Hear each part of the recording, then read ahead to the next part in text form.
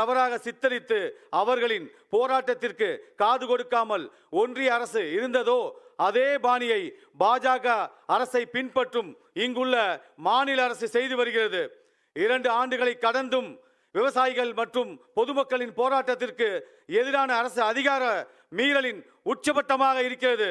மேலும் சிப்காட் தொழில்பேட்டை விரிவாக்க திட்டத்தை தமிழக அரசு விரைந்து கைவிட வேண்டும் என்று இச்செயற்குழு கேட்டுக்கொள்கிறது.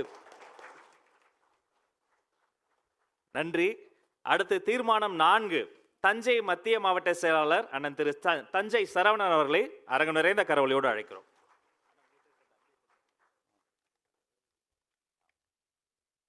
தீர்மானம் எண் 4 நெல் கொள்முதல் செய்வதில் தனியார் நிறுவனங்களை அனுமதிக்க கூடாது என்பதை வலியுறுத்துகின்ற தீர்மானம்.